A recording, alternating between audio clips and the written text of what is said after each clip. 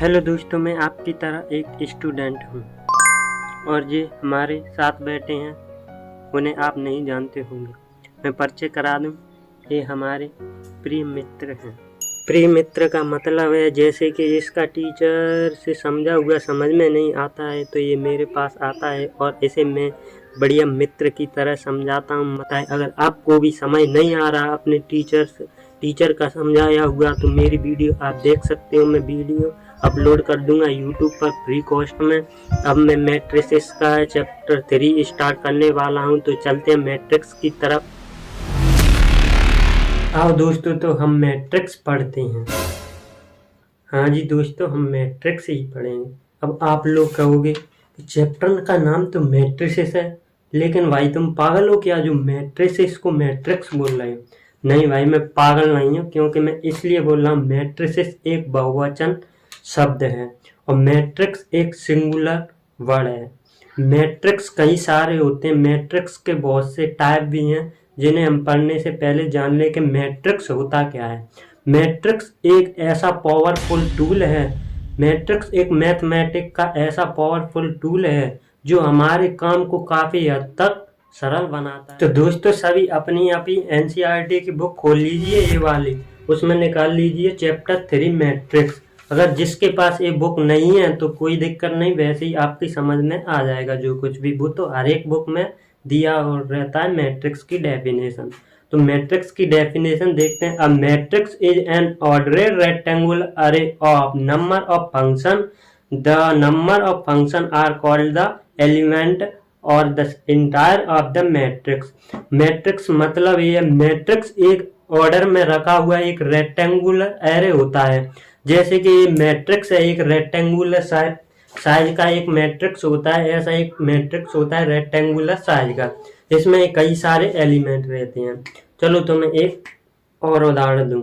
जैसे कि तुमने देखा होगा ट्रैक्टर, गाड़ी, बाइक में एक टूल आता है ना, जो रेक्टेंगुलर बॉक्स आता है, वो रखा हुआ आता है, वो कंपनी के यहाँ से ही आता है।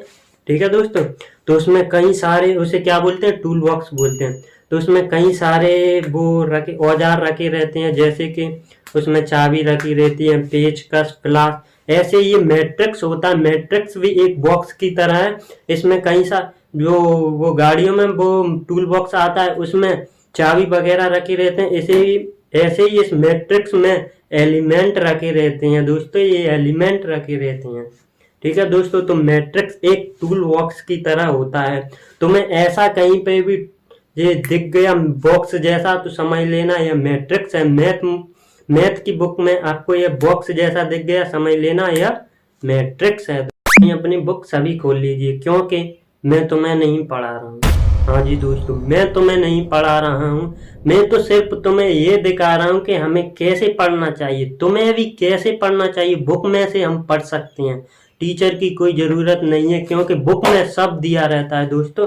तो वही बता रहा हूँ मैं, कैसे पढ़ेंगे आप बुक में से। तो उसके नीचे देखिए सब कुछ लिखा है, यहाँ मैट्रिक्स की डेफिनेशन वगैरह सब कुछ यहीं पर लिखा है। तो मैट्रिक्स को हम कैपिटल डिजिट से डिनोट कर सकते हैं। एक्स वाई जेड कोई भी डिजिट हो, लेकिन कैपिटल होना चाहिए, उससे हम डिनोट करते हैं।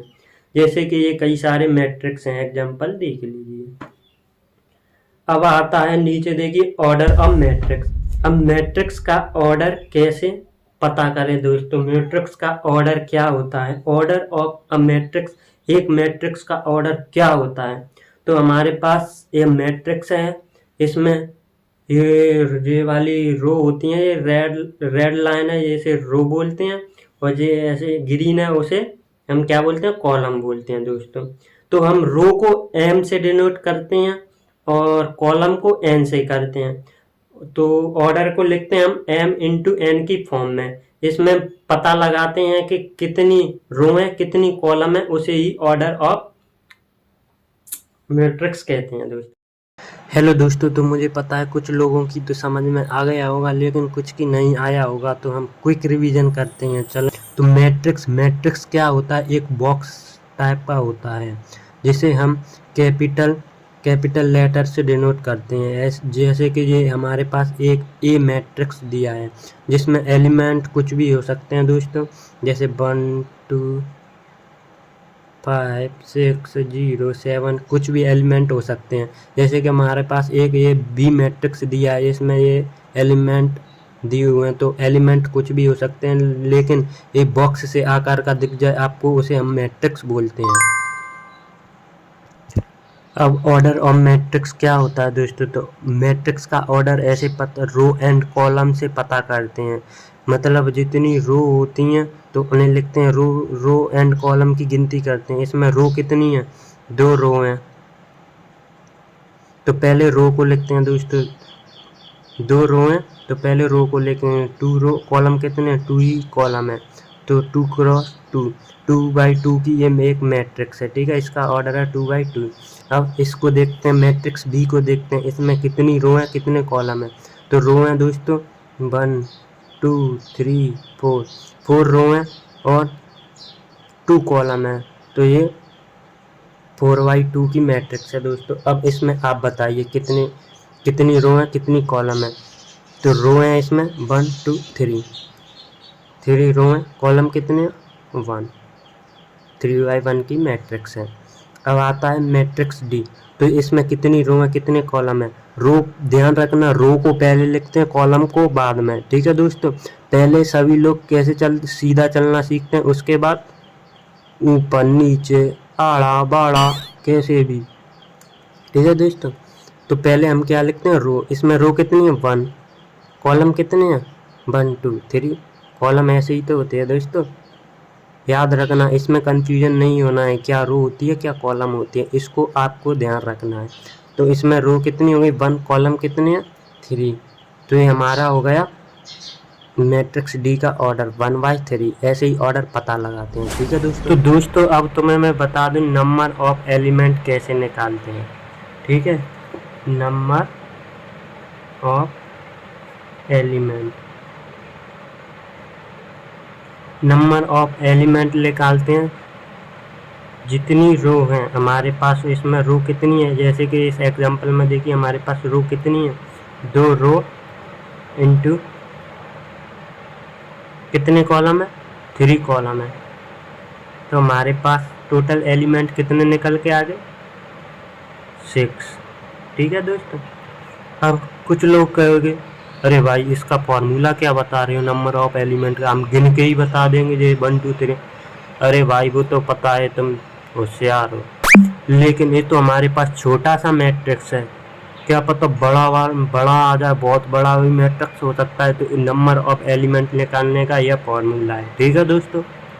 अब आप लोग कहोगे कि दोस्तों सब कुछ समझ में आ गया है, लेकिन ये क्या है? ये मैट्रिक्स के अंदर A11 A12 A13, तो तुम्हें बता दूं ये एग्जैक्ट जगह बताने की जगह बताता है। A11 का मतलब है जैसे ए कोई एलिमेंट है, इसकी प्लेस है A11, पहली रो पहला कॉलम, A12 पहली रो दूसरा कॉलम, A13 पहली रो तीसरे कॉलम। यहाँ पे कोई एलिमेंट है दोस्तों, ये इसकी जगह है, मतलब ये पहली रो तीसरे कॉलम पर कोई एलिमेंट रखा है, ठीक है। और ये A21 मतलब दूसरी रो पहला कॉलम, ठीक है दोस्तों। जैसे कि हमारे पास ये एग्जांपल है, इसमें बताना है कि A11 मतलब पहली रो पहले कॉलम पर कौन सा डिजिट है? 2, पहली रो दूसरे कॉलम पर कौन सा डिजिट है? बताइए, आप बताइए, जल्दी बताइए। 1, और दूसरी रो फर्स्ट कॉलम पर कौन सा डिजिट है? दूसरी रो फर्स्ट कॉलम पर 0, दूसरी रो दूसरे कॉलम पर कौन सा डिजिट है? दोस्तों जल्दी से बनाइए, क्योंकि आप अब तो समझदार हो चुके हो। 2। तो चलो एक क्वेश्चन देखते हैं दोस्तों, जिससे आपकी सब समझ में आ जाएगा। इस क्वेश्चन से आपको जो कुछ भी डाउट है वो आपका क्लियर हो जाएगा। तो ये क्वेश्चन है आपकी स्क्रीन पर। तो ये हमारे पास एक क्वेश्चन है, इसमें 3 सवाल पूछे हैं। पहला, the order of the matrix. तो पहले हम मैट्रिक्स का ऑर्डर निकालते हैं। ऑर्डर निकालने का क्या तरीका है? m क्रॉस n लिखते हैं। तो m क्या होती है? रो, और n क्या होते हैं? कॉलम। तो इस क्वेश्चन में इस मैट्रिक्स में रो कितनी है कॉलम कितनी है ये लिखना है। तो रो हमारे पास कितनी है? 1 2 3 रो है, और 1 2 3 4 कॉलम है, तो ये हो गया ऑर्डर ऑफ मैट्रिक्स, ये इस मैट्रिक्स का ऑर्डर हो गया। ठीक है दोस्तों। तो दोस्तों नंबर ऑफ एलिमेंट कैसे निकालते हैं, तो नंबर ऑफ एलिमेंट दोस्तों m into n, row and column का मल्टीप्लाई कर देते हैं, तो हमारे पास रो कितनी है 3, कॉलम कितना 4, तो इसका मल्टीप्लाई होगा 12, तो हमारे पास टोटल 12 एलिमेंट है इस मैट्रिक्स में। ठीक है दोस्तों। अब इसमें दोस्तों बताना है कि पहली रो और तीसरे कॉलम पर कौन सा डिजिट है, तो इसमें है 19। अब दूसरी रो पहले कॉलम पर कौन सा डिजिट है, ठीक है दोस्तों, आपकी समझ में तो आ रहा होगा। और तीसरी रो तीसरा कॉलम मतलब तीसरी रो और तीसरे कॉलम पर कौन सा डिजिट है, -5। और दूसरी रो, जो पहले रो होता है फिर कॉलम होता है, तो पहले दूसरी रो कौन सी है, दूसरी रो में चलिए और फोर्थ कॉलम पर कौन सा डिजिट है, 12। ठीक है दोस्तों। और दूसरी रो तीसरा कॉलम, दूसरी रो तीसरा कॉलम, दूसरी रो पर तीसरे कॉलम पर कौन सा डिजिट है, 5/2। तो दोस्तों मैं तुम्हें बता दूं, इस क्वेश्चन के साथ साथ आपका एक्सरसाइज का एक क्वेश्चन नंबर 1 है। ठीक है दोस्तों, तो आपके एग्जाम्पल के साथ साथ एक एक्सरसाइज का क्वेश्चन नंबर 1 भी क्लियर हो गया है। फर्स्ट टाइप आता है इसका कॉलम मैट्रिक्स। तो चलो आप ये बताइए, जब किसी बॉक्स में एक चाबी रखी होंगी तो इसे हम क्या बोलेंगे, की टूल्स। ठीक है, की टूल्स बोलेंगे। ऐसे ही ये कॉलम मैट्रिक्स है, तो एक कॉलम में एलिमेंट रखे हैं, सिर्फ एक कॉलम में एलिमेंट रखे हैं, उसे क्या बोलेंगे हम, कॉलम मैट्रिक्स। ठीक है दोस्तों। अब आता है हमारा रो मैट्रिक्स। रो मैट्रिक्स क्या होता है, अरे भाई प्लास का टूल से हम तो उसे क्या बोलेंगे, प्लास टूल। वैसे ही रो में एलिमेंट रखे हैं तो क्या बोलेंगे, सिंपल सी बात है, रो मैट्रिक्स। कोई भी एलिमेंट रो में लिखे हुए हैं, रो बनी है तो उसे रो मैट्रिक्स बोलेंगे, कॉलम में तो कॉलम मैट्रिक्स बोलेंगे। ठीक है, आई होप आपकी समझ में आ गया होगा। अब स्क्वायर मैट्रिक्स क्या होता है, स्क्वायर तो आप जानते होंगे, एक ऐसा बॉक्स, ठीक है, स्क्वायर टाइप का। तो स्क्वायर मैट्रिक्स में रो एंड कॉलम इक्वल होते हैं, जितनी रो होती हैं उतने ही कॉलम होते हैं। ठीक है दोस्तों, वो स्क्वायर मैट्रिक्स होता है, जितने रो उतनी ही कॉलम, तो उसे हम बोलते हैं स्क्वायर मैट्रिक्स। ठीक है। अब फोर्थ नंबर का आता है डायगोनल मैट्रिक्स। तो डायगोनल आप जानते हो, चलो ठीक है, नहीं जानते फिर भी मैं बता दूँ। जैसे कि हमारे पास स्क्वायर है, तो डायगोनल हम किसे बोलते हैं, जैसे कि हमारे पास स्क्वायर है, इसमें ये इस वाली लाइन को हम डायगोनल बोलते हैं। ठीक है दोस्तों, जैसे ऐसे ही डायगोनल मैट्रिक्स होता है, तो हम एक स्क्वायर मैट्रिक्स को डायगोनल मैट्रिक्स बोल सकते हैं। कब बोल सकते हैं, जब एलिमेंट डायगोनल में दिए हों और जो नॉन डायगोनल एलिमेंट हैं वो सभी 0 0 हो, तो उसे हम डायगोनल मैट्रिक्स बोल सकते हैं। ठीक है दोस्तों। तो हमारा 5th नंबर का आता है स्केलर मैट्रिक्स। अब स्केलर मैट्रिक्स क्या होता है, तो एक डायगोनल मैट्रिक्स भी इसके स्केलर मैट्रिक्स हो सकता है, लेकिन कब हो सकता है, जब डायगोनल एलिमेंट सभी इक्वल हो और नॉन डायगोनल एलिमेंट सभी 0 0 हो, तो तब हम उसे स्केलर मैट्रिक्स बोल सकते हैं। ठीक है दोस्तों। अब आता है हमारा 6 नंबर का आइडेंटिटी मैट्रिक्स। ये मैट्रिक्स सबसे इम्पोर्टेंट है हमारी इस बुक में, मतलब क्लास 12th की मैट्रिसेस में। ठीक है दोस्तों, आइडेंटिटी मैट्रिक्स सबसे ज़्यादा इम्पोर्टेंट है। तो आइडेंटिटी मैट्रिक्स क्या होता है, ये भी एक स्क्वायर मैट्रिक्स ही होता है, मतलब ये भी एक स्क्वायर ही होता है, जिसमें सभी एलिमेंट डायगोनल में ही रखे रहते हैं, डायगोनल में। बट इसकी एक कंडीशन, इसका एलिमेंट सिर्फ 1 होता है, 1 ही, सिर्फ एक ही एलिमेंट, जैसे कि 1, वही डायगोनल में रखा रहेगा और सभी नॉन डायगोनल एलिमेंट 0 रहेंगे। लेकिन ये भी स्क्वायर होता है, यह ध्यान रखना, ये जिसमें रो और कॉलम दोनों सेम ही होते हैं। ठीक है दोस्तों। और आइडेंटिटी मैट्रिक्स को हम आई से भी डिनोट करते हैं। अब 7 नंबर पे आता है जीरो मैट्रिक्स। तो जीरो मैट्रिक्स क्या होता है? सिंपल सी बात है, जिस मैट्रिक्स में एलिमेंट 0 0 हो उसे जीरो मैट्रिक्स कहते हैं। लेकिन जीरो मैट्रिक्स को नल मैट्रिक्स भी कहते हैं दोस्तों। तो आपके सभी टाइप कंप्लीट। अब इक्वलिटी ऑफ मैट्रिक्स क्या होता है? तो दो ऐसे मैट्रिक्स जिनका ऑर्डर सेम हो, ठीक है दोस्तों, दो ऐसे मैट्रिक्स जिनका ऑर्डर सेम हो और ईच में एलिमेंट करस्पॉन्डिंग के इक्वल हो। जैसे कि इस मैट्रिक्स में ये 0 है तो उसमें भी 0 ही है, करस्पॉन्डिंग एलिमेंट पे इसमें 0 है तो उसमें भी 0 है, उसमें 2 है तो उसमें भी 2 है, इसमें 5 है तो उसमें भी 5 है करस्पॉन्डिंग एलिमेंट, ठीक है। इसमें 7 है तो उसमें भी 7 है, ठीक है दोस्तों। इसे बोलते हैं हम इक्वलिटी ऑफ मैट्रिक्स, ठीक है।